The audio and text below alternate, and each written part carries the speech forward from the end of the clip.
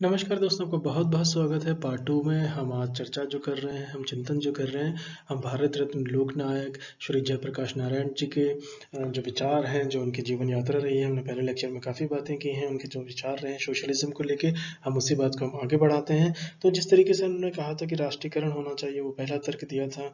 और जिस तरीके से खास करके जिस तरीके से हैवी ट्रांसपोर्ट का, शिपिंग का, माइनिंग का, बाहरी उद्योगों का, इनके राष्ट्रीयकरण की उन्होंने बात की थी, प्रमुखता से की थी। और इन्होंने तर्क भी दिया था कि जिस तरीके से विशाल एक जन समुदाय जो भारत का है, जब इन्होंने उसमें इमरजेंसी के वक्त में तो उन्होंने कहा था 27 साल के बाद आज भुखमरी है, महंगाई है, बेरोजगारी चरम पर है।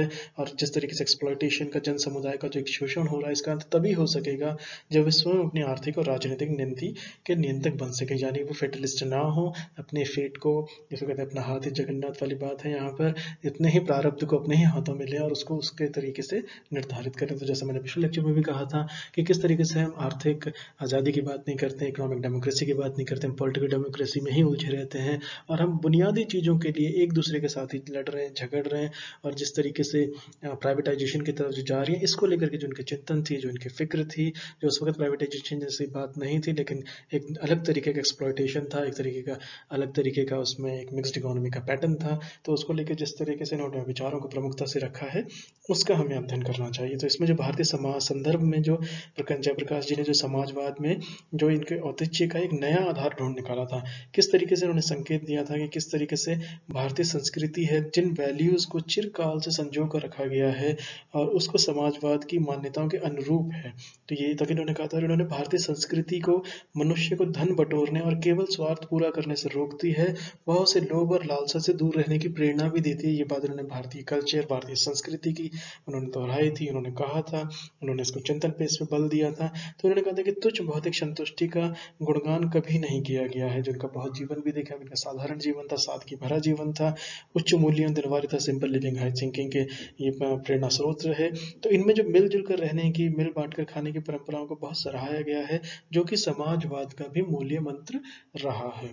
तो इनका इस तरह का चिंतन था। इन्होंने ये भी कहा था कि यहाँ तक कहना सही नहीं है कि भारत में समाजवाद का विचार जो है उसको पश्चिम से आयात किया गया है, या उसे रूस से लिया गया है, या उसे चीन से इंस्पायर्ड बताया जा रहा है। सच यह है कि समाजवाद की जो व्यवस्थित आर्थिक सिद्धांत है, पश्चिमी चिंतन के अंतर्गत सूत्रबद्ध किए गए हैं, लेकिन इनका जो मूल स्वर है वो भारतीय संस्कृति में विद्यमान है। जिस तरीके से कहते हैं कि इन्होंने बहुत इतनी डीप थी, इन्होंने आज़ादी के बाद जब गांधी जी का देहांत हो गया था, उसके बाद इन्होंने जिस तरीके से अध्यात्म की तरफ जो ये चले गए थे, तो ये उसका आपको उसकी ये खुशबू देता है, उसका एहसास कराता है, उसका आभास कराता है आपको। तो यदि हम इन जीवन में भारतीय संस्कृति के उच्च आदर्शों का अनुसरण करने को तैयार हो जाएं, तो हमारा जो हम समाजवाद की एक ऐसी प्रणाली विकसित कर सकते हैं जो संपूर्ण विश्व के लिए एक अनुकरणीय उदाहरण प्रस्तुत करेगी। तो ये इस तरह की सोच भी रखते थे। देखिए कितनी डीप है इसमें। तो चलिए अब हम बात करते हैं इनकी जिस तरीके से सर्वोदय की बात की थी, पार्टिकल्स डेमोक्रेसी पे इनका बड़ा चिंतन रहा है। और जिस तरीके से इन्होंने संपूर्ण क्रांति या टोटल रेवोल्यूशन के बारे में जो इनके विचार थे, उसका अध्ययन करना आज भी और ज़्यादा रेलिवेंट है और ज़्यादा प्रासंगिक है और ज़्यादा महत्वपूर्ण है।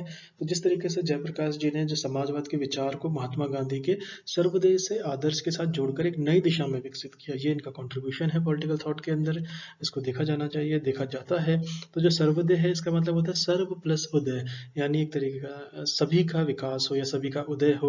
तो उसका जो अर्थ है सबका उदय, आर्थिक समाज में समस्त वर्गों का समान रूप से कल्याण हो। हालांकि इसमें निर्बल वर्ग जो वीकर सेक्शन है, उनके प्रति विशेष ध्यान रखने की से जोर पर भी इन्होंने बल दिया है। तो ये देखिए ये कितनी बात पुरानी है और इसको कितनी ज़्यादा प्रासंगिकता के साथ, कितने ज़्यादा विचारों के साथ, कितने खुलेपन के साथ और कितनी प्रमुखता के साथ और कितना उसको तर्क संगत या रीजनिंग या उसको एक तरीके से आधार देकर उसको समझाया गया है, उनका चिंतन किया गया, उसको बताया गया है और उस पर अनुसरण करने की बात की गई है। तो इससे होगा क्या, जो क्लास कॉन्फ्लिक्ट है, जो मार्क्सवाद विचार के लिए कोई स्थान नहीं है, तो जिसमें मार्क्सिज्म के अंदर, जैसा मैंने पहले लेक्चर्स में जब थ्योरी ऑफ डेवलपमेंट में मैंने लेक्चर्स बनाए थे, तो जो मैंने मार्क्सिज्म पे किया था उसमें मैंने बात तो रखी भी थी। तो एक तरीके डिफेक्ट्स में तो इन्होंने कहा था इसके विपरीत जो है, इसमें एक वर्ण संयोग, इसमें क्लास कॉपरेशन पर इन्होंने बल दिया। तो ये देखिए ये कितनी बुनियादी फर्क है, लेकिन कितनी डीप है और कितनी समझ के बताती है कि क्लास कॉन्फ्लिक्ट की जगह अगर क्लास कॉपरेशन हो जाए, इस पर बल दिया जाए, तो इन्होंने विस्तृत संबंध में जिस तरीके से सर्वोदय का जो ध्येय शक्ति है, ये जो पॉलिटिक्स ऑफ पावर है उसकी जगह सहयोग की राजनीति क्यों नहीं हो, उसकी जगह पॉलिटिक्स ऑफ कॉपरेशन को बढ़ावा देना चाहिए instead of politics of power. यानी पॉलिटिक्स ऑफ पावर को इन्होंने थोड़ा सा नकार दिया है और उन्होंने कहा पॉलिटिक्स ऑफ कॉपरेशन को बढ़ावा देना चाहिए। तो सर्वोदय के समर्थक या राज्य तंत्र को बल प्रयोग, जिसको कहते हैं कोएर्शन कहते हैं, फोर्सेस या आतंक एक तरीके से डरा के रखने वाली या हिंसा जो वायलेंस है, इसको अस्त्र मानते हुए उसकी भीमा को धीरे धीरे समाप्त कर देना चाहिए, ऐसा इनका स्पष्ट मानना रहा है। उसकी जगह स्वराज की कल्पना होनी चाहिए, सेल्फ रूल की बढ़ावा देना चाहिए और अपने विचारों को सहज स्वाभाविक सहयोग से इसकी प्रेरणा देगा, ऐसा इन्होंने कहा है। तो उसके बाद जो इनका विचार है, इसका जो व्यवहारिक रूप है, उसके लिए जो जयप्रकाश जी ने जो उनमें जो इन्होंने आधार चुना या जिसको माना या जिसके थ्रू ये ऐसा होगा, क्योंकि आइडियलिज्म की तरफ ज़्यादा लग सकता है, लेकिन अगर इसको देखा जाए तो ये काफ़ी प्रासंगिक रहा है। तो उसको विलेज रीऑर्गेनाइजेशन की इन्होंने बात की है, जिस तरीके से ग्राम्स का पुनर्गठन की बात की है, उसका जो विस्तृत कार्यक्रम इन्होंने भी दिया है।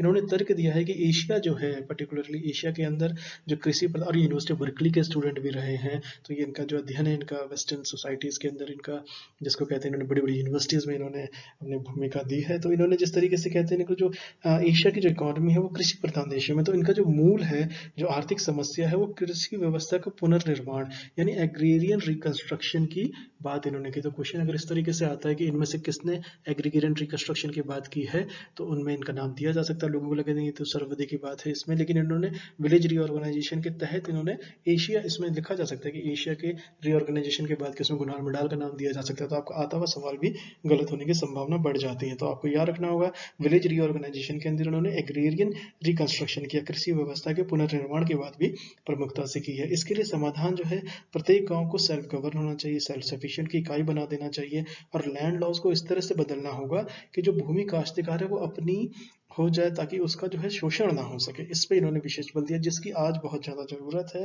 जिस तरीके से अब जो कॉर्पोरेट फार्मिंग की तरफ हम बढ़ चुके हैं, जिस तरीके से देखा गया है, और इसको चलिए हम इसमें टोटल रिवॉल्यूशन की तरफ नेक्स्ट लेक्चर में। Thank you so much for listening. नमस्कार दोस्तों।